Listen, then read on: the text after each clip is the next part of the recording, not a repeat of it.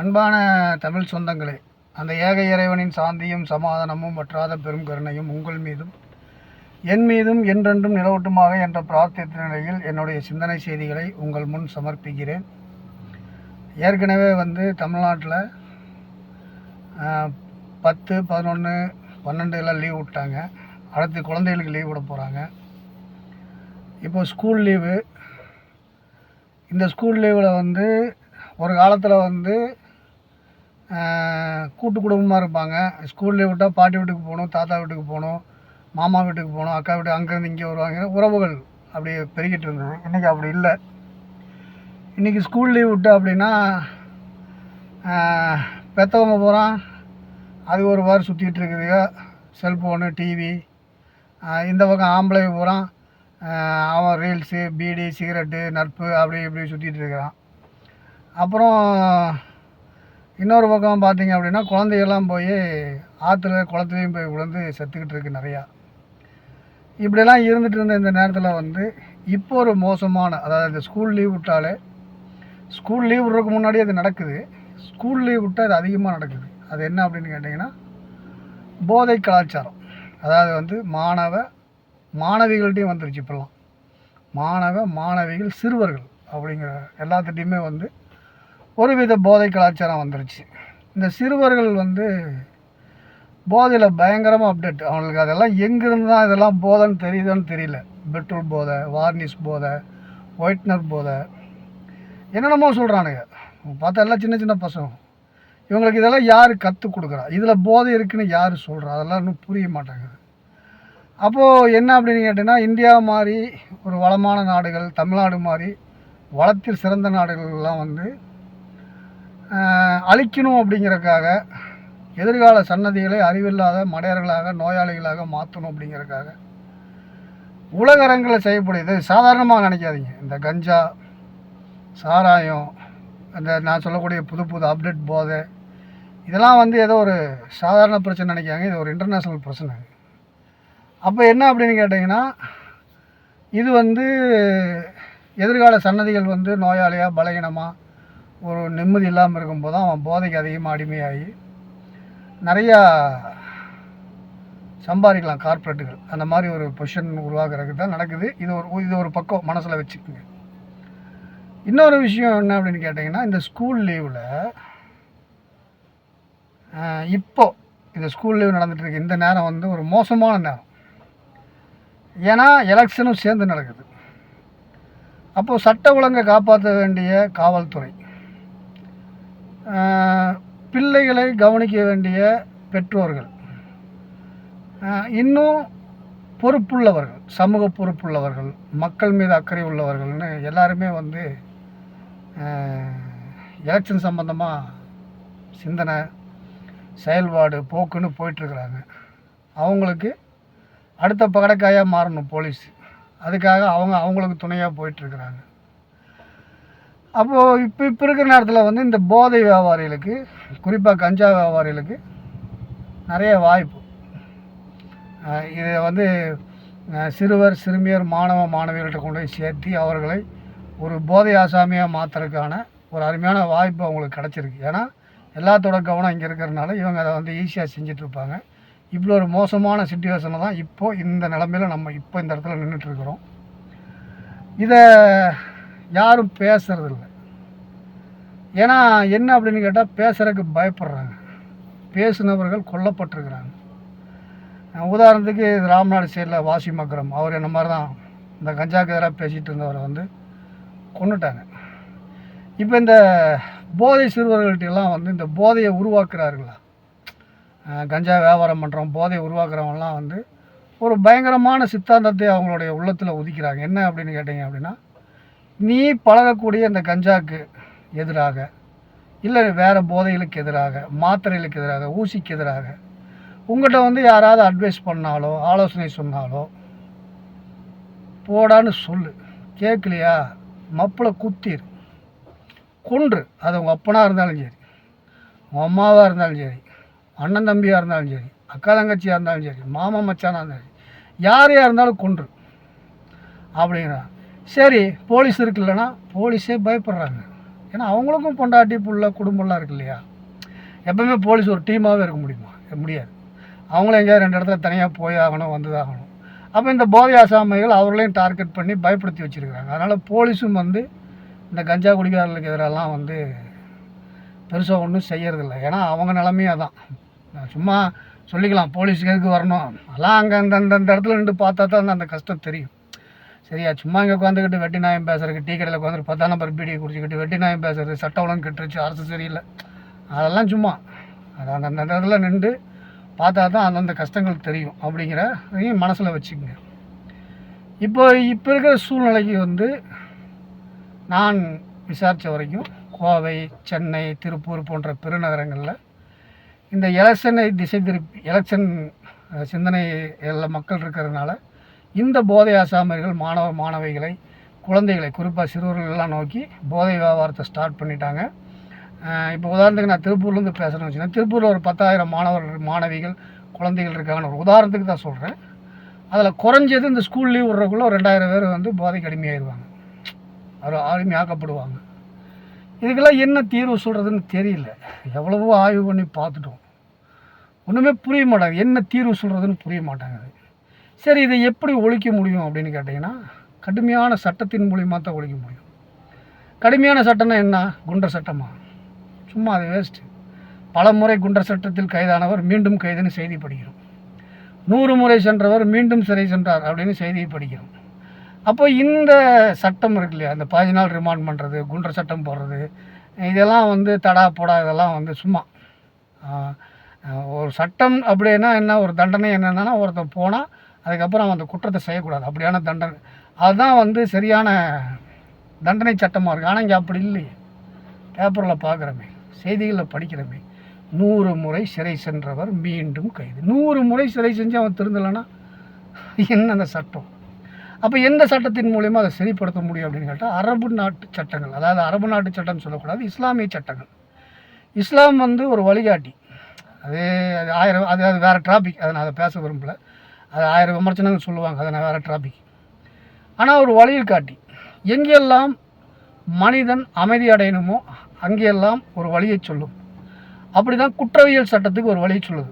திருட்டுக்கு கையை வெட்ட சொல்லுது, விபச்சாரத்துக்கு கல்லில் அடித்து கொள்ள சொல்லுது, சரிங்களா? கண்ணுக்கு கண், பல்லுக்கு பல், காதுக்கு காது, மூக்குக்கு மூக்கு, எதெல்லாம் ஒரு மனிதனால் பாதிக்கப்படுது அதே மாதிரி அவனுக்கும் பாதிக்கணும்.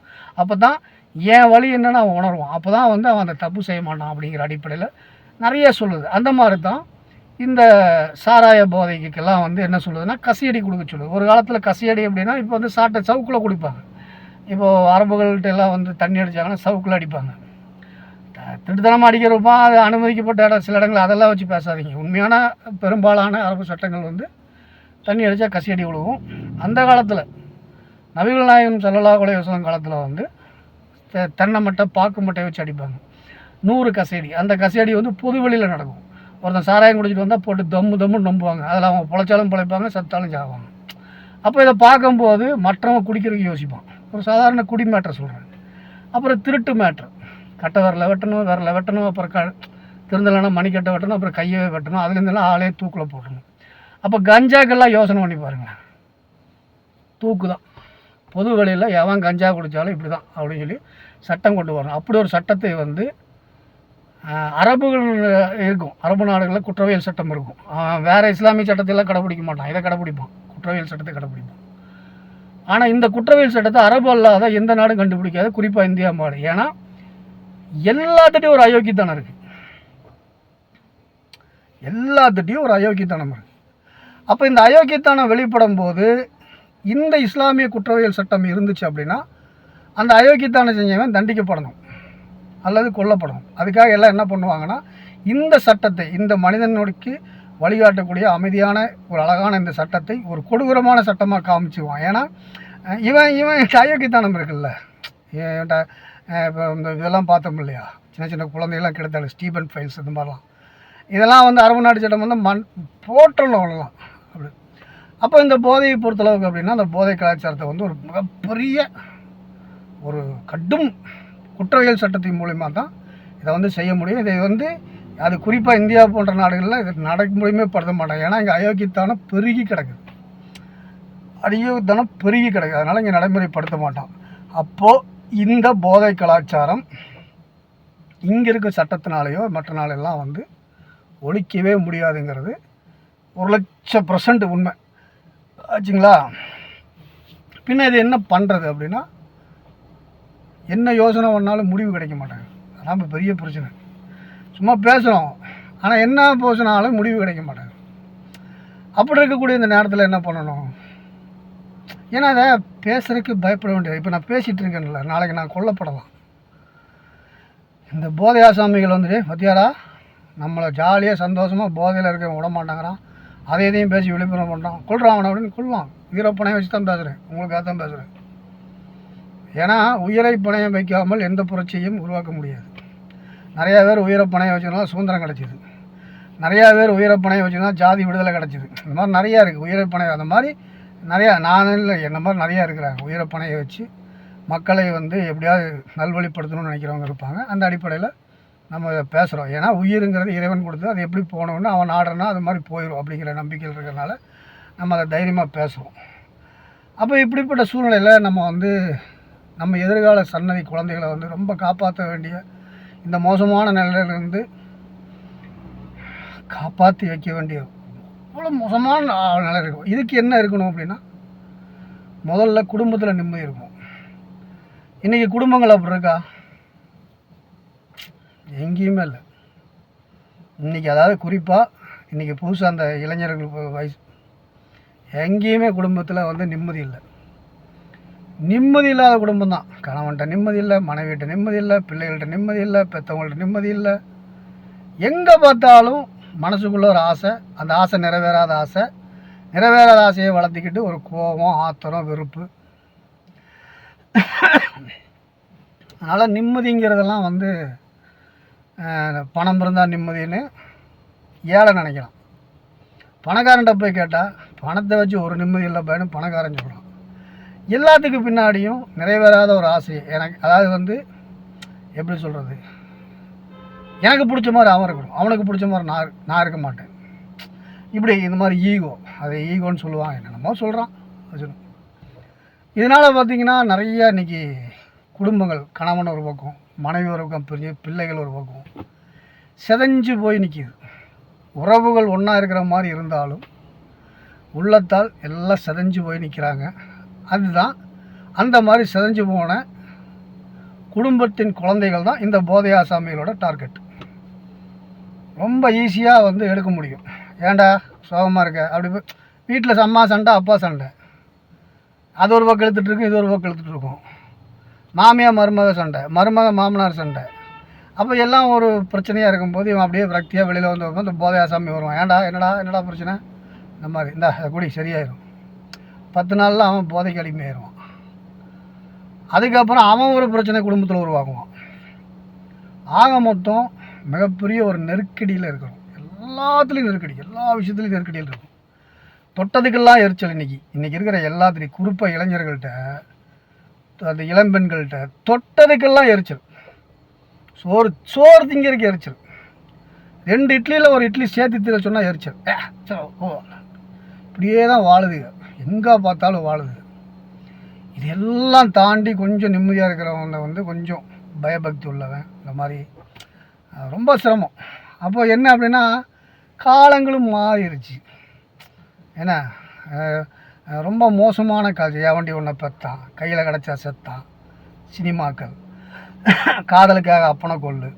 ஒரு படத்தில் வந்து காதலனை காதலிப்பா சமாளிக்கவே முடியாது, அண்ணனே கற்பழிச்சான்னு சொல்லி தங்கச்சி கேஸ் கொடுப்பான். மோசம், எல்லாத்துலேயும் மோசம். அப்போது இந்த மோசமான ஒரு நிலையில் உங்கள் குழந்தைய நீங்கள் நல்லபடியாக வளர்த்தணும்னு நினைக்கிறதுங்கிறது 100% சான்ஸே இல்லை. ஒரு வேலை என்ன அப்படின்னு கேட்டிங்கன்னா, நிம்மதியாக இருக்கணும். நெருக்கடிகளை புரிஞ்சுக்கிட்டு, சூழ்நிலைகளை புரிஞ்சுக்கிட்டு, கஷ்டங்களை புரிஞ்சுக்கிட்டு, நமக்கு இதுதான் அப்படின்னா, இப்போ உதாரணத்துக்கு என்ன சொல்லணும்னா, இப்போ நான் அந்த காரில் ஓட்டுறேன். இந்த காரு இவ்வளோ தான் ஓட்டணும், இவ்வளோ தான் இருக்கணுங்கிறது வந்து இதுக்கான ரூல்ஸ் பேட்டர்ன். இதில் நான் லாரி மாதிரி லோடு வச்சு ஓட்டணும்னு நினைக்கிறது தான் பிரச்சனைக்குள்ள காரணம். அந்த மாதிரி எனக்கு இதான் அமையுது. நான் என்ன முயற்சி எடுத்தாலும் அப்படி மனசை ரிலாக்ஸ் பண்ணிட்டோம்.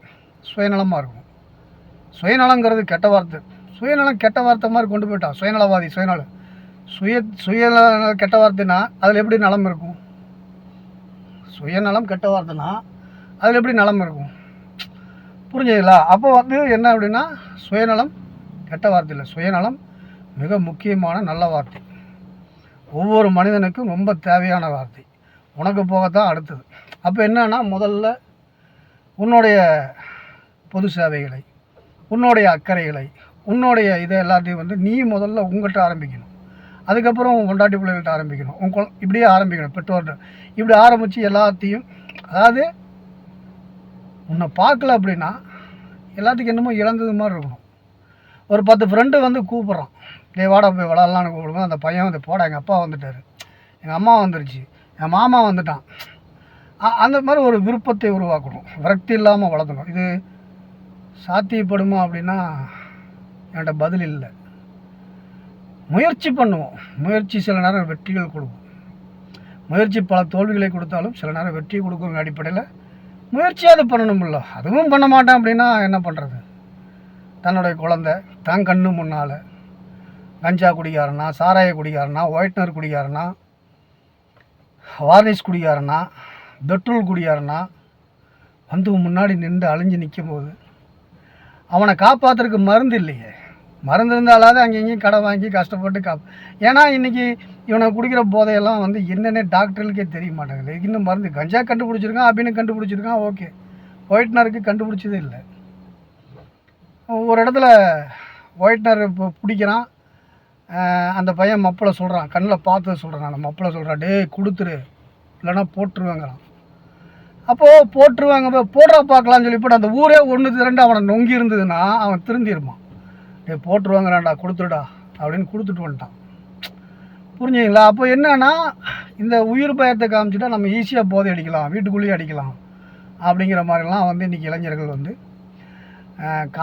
காமிச்சிட்டாங்க. ஆனால் உயிரை பணம் வைக்காமல் இதை ஒன்றும் பண்ண முடியாது. அது ரெண்டாவது. அதே இந்த மாதிரி குற்றவியல் சட்டங்களெல்லாம் நடைமுறைப்படுத்தாத ஒரு கேடுகட்ட நாட்டில் ஏதாவது ஒன்று பண்ணி தான் யாராவது செய்யணும். அதுக்கு இருக்கிறாங்க, நிறைய பேர் இருக்கிறாங்க, செய்வாங்க. இன்ஷால்லாம் செய்வாங்க. செஞ்சால் பார்ப்போம், நல்லா நடக்கணும்னு விரும்புகிறோம். அது என் மூலியமாக இருந்தால் இன்னும் நல்லா இருக்கணும்னு விரும்புகிறோம்.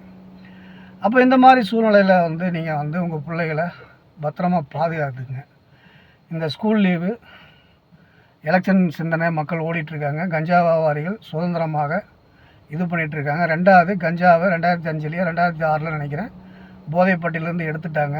அதனால் சர்வசாதாரணமாக கஞ்சாக்கள் இன்னும் பெட்டி கடையில் கிடைக்க வாய்ப்பு இருக்குது. 10 நம்பர் பீடி மாதிரி, செய்தி பீடி மாதிரி பெட்டி கடைகளில் கிடைக்க வாய்ப்பு இருக்குது. ஏன்னா ஏற்கனவே ஒரு 14-15 வருஷத்துக்கு முன்னாடி ஒரிசாவில் நான் அதை பார்த்துருக்கேன். நான் கட்டாக் அப்படிங்கிற பகுதியில் பார்த்துருக்கேன். ஒரு ப்ரௌன் கலரில் கஞ்சாவும் கூட 2 பீடியும் வச்சு கொடுப்பாங்க. பெட்டி கடைகளிலே கிடைக்கும். அதை அம்பானி, அதானி மாதிரி துறைமுகங்கள்லாம் கஞ்சா பிடிச்சதெல்லாம் பார்க்கும்போது இந்த பிஸ்னஸ்லேயே பெரிய கார்பரேட்டுகளே உள்ளே வர வாய்ப்பு இருக்குது. கஞ்சாவும் ஒரு தவிர்க்க முடியாத ஒரு பொருளாக மாறும். தவிர்க்க முடியாத ஒரு பொருளாக மாறும்போது நீங்கள் குடிப்பீங்க, உங்கள் பொண்டாட்டி குடிக்கும், உங்கள் பிள்ளைய குடிக்கும். எப்படி டீ குடிக்கிறோம்ல அந்த மாதிரி எல்லோரும் குடிப்போம். அப்போ ஒரு மோசமான நிலைமை உருவாகும். இது ஆரோக்கியமானதா அப்படின்னு கேட்டால் ஆரோக்கியமானது கிடையாது. இது மனித வாழ்க்கைக்கு ஆரோக்கியமானே கிடையாது. 40 வயசில் ஒருத்தன் மூளை நரம்பு வெடித்து சாவான். ஒருத்தன் பொட்டல் யூஸ் பண்ணிகிட்டே இருந்தாங்கன்னா 40 வயசில் மூளை நரம்பு வெடித்து சாவான். காப்பாற்றுறதுக்கு மருந்தும் இருக்காது, காசும் இருக்காது. சம்பாரிச்சா தானே. இங்கே தான் சம்பாதிக்க போக முடியாத அளவுக்கு உடம்பு பாய்ச்சிரும்ல. நம்மளாலுமே 1008 கவலைகள் இருக்குது, 1008 வேதனைகள் இருக்குது. உயிரை பணைய வச்சு தான் அதை பேசுகிறோம். அப்போது இதெல்லாம் நீங்கள் புரிஞ்சுக்குங்க. உங்கள் குழந்தைங்க நல்லா இருக்கணும், நீங்கள் நல்லா இருக்கணும், ஓரளவுக்கு அது நல்லா இருக்கணும் அப்படின்னா இதெல்லாம் நீங்கள் கொஞ்சம் எல்லோரும் புரிஞ்சுக்கணும். முயற்சியாக எடுக்கு. முடியாதுன்னெலாம் சொல்ல முடியாது. ஏன்னா அது லிங்கில் கொடுக்குற அந்த ஊர் கன்னியாகுமரி பக்கத்தில். அங்கே போயிருந்தப்போ அந்த ஊரில் போர்டு வச்சுருந்தாங்க, இங்கு போதை இல்லாத ஊர், இங்கு போதை அடிக்கக்கூடிய மிருகங்கள் வராதீர்கள் அப்படின்னு எல்லாம் எழுதி வச்சுருந்த ஊரெலாம் இருக்குது. அப்போ இதை செய்ய முடியும் அப்படின்னா ஒவ்வொருத்தரும் மனசு வைக்கணும். இவன் என்ன பெரிய பிடிங்க, அவன் என்ன பிடிக்க முடியாது. இப்போ நான் பீடி குடிச்சிக்கிட்டே நான் பீடி குடிக்கிறேன் அப்படின்னா நான் குடிக்கிறதில்ல, நிறுத்திட்டேன். குடிக்கிறேன்னு வச்சுக்கங்களேன். குடிச்சிட்டு இன்னொருத்தனை பீடி நீ என்ன யோகிமா அப்படிலாம் கேட்கக்கூடாது. ஏன்னா நான் பீடி குடித்து அதோட வேதனையை சித்திரவதையை அனுபவிச்சனால தான் உனக்கு நான் புத்தி சொல்கிறேன். அந்த மாதிரி எல்லாம் இருக்கணும். அதே மாதிரி குடும்பத் தலைவர்கள் மனசளவில் மோசமாக பெண்கள் இருந்தால் திருத்திக்கிங்க. குடிகாரனா வீட்டில் ஆம்பளை இருந்தால் அவங்களும் எல்லாம் மாறிக்கிங்க. அநியாயமாக அவங்களுடைய சன்னதிகளை அழிச்சிக்காதீங்க. நீங்கள் கஷ்டப்படுறது, உழைக்கிறது, உயிரை பணைய வச்சு உழைக்கிறது எல்லாமே வந்து உங்கள் பிள்ளைகளோட எதிர்காலம் தான். அந்த குழந்தைகளோட எதிர்காலம் நாசமாகி உங்கள் கண்ணு முன்னால் நிற்கும்போது அதை சரி பண்ண முடியாமல், ஐயோ இந்த கொடுமையை பார்க்க முடியலையே அப்படி என்னடா பண்ணுறதுன்னு உங்களுக்கு 2 சான்ஸ் தான் இருக்கும். ஒன்று நீங்களும் கஞ்சா குடிக்க ஆரம்பிச்சிடுவீங்க, இல்லைனா தற்கொலை பண்ணிக்குவீங்க. அப்படி ஒரு 2 சான்ஸ் தான் இருக்குது. அப்போது இந்த மாதிரி கொஞ்சம் உளர்ற மாதிரி தான் இருக்கும். ஏன்னா இதுக்கு தீர்வு சொல்ல முடியல. அதனால தான் இந்த பேச்சு கொஞ்சம் உளர்ற மாதிரி தான் இருக்கும். ஏன்னா எப்படி தீர்வு சொல்கிறதுன்னு எனக்கு தெரிய மாட்டேங்குது. நான் இதை பேசுகிறேன் இல்லையா, இதில் என்னோடய அனுபவம் பாதி இருக்குது. நானும் எல்லாம் இழந்து தான் இருக்கிறேன். சும்மா ஏதோ கண்ணில் பார்த்துட்டு பேசுகிறேன், எனக்கு அனுபவிச்சு பேசுகிறேன் நான். சரிங்களா? நான் எங்கெல்லாம் தவறுனேன், என்னுடைய ஃபேமிலி எங்கெல்லாம் என்னை தவற வச்சுது, என்னை சுற்றி இருக்கவங்களெல்லாம் எங்கென்ன எல்லாம் நான் எங்கெல்லாம் நான் என் குழந்தைகளை மிஸ் பண்ணேன், அந்த குழந்தைகள்லாம் ஏன் கெட்டுச்சு அப்படின்லாம் கண் கெட்ட புண்ண சூரிய உதயம்பாங்களே, எனக்கு கண் பிடுங்கப்பட்டதுக்கப்புறம் தான் வந்துச்சு. அதுக்குள்ளே எல்லாமே எல்லை மீறி போயிடுச்சு. ஒன்றுமே பண்ண முடியல. என்ன மாதிரி யாரும் ஆயிடக்கூடாதுங்கிறது தான் வந்து இப்போ உயிரை தவிர நம்மகிட்ட ஒன்றும் இல்லை. அதனால் வந்து இந்த கஞ்சாவுக்கு எதிராக பேசுகிறதுனால வந்து கொத்துனால கொண்டால பண்ணிட்டு போகிறானே போட அப்படிங்கிற மாதிரி தான் இப்போ அந்த பொசிஷன்லாம் இருக்கிறோம். போகும்போது ஏதாவது செஞ்சுட்டு போகணும் அப்படிங்கிற அடிப்படையில் தான் உங்களுக்கு இந்த அறிவுரை சொல்கிறோம். என் அறிவுரையில் ஒரு நியாயம் இருந்துச்சுன்னா நீங்கள் அதை முயற்சி பண்ணுங்க, செய்யுங்க, நல்லா இருங்க, நிம்மதியாக இருங்க அப்படின்னு இந்த பதிவு மூலிமா கேட்டுட்டு மீண்டும் ஒரு பதிவில் சந்திக்கும் வரை உங்களிடம் விடைபெறுகிறேன். மீண்டும் அந்த ஏக இறைவனின் சாந்தியும் சமாதானமும் வற்றாத பெரும் கருணையும் உங்கள் மீதும் என் மீதும் என்றென்றும் நிலவட்டுமாக என்ற பிரார்த்தித்த நிலையில் என்னுடைய இந்த உரையை நிறைவு செய்கிறேன். நன்றி.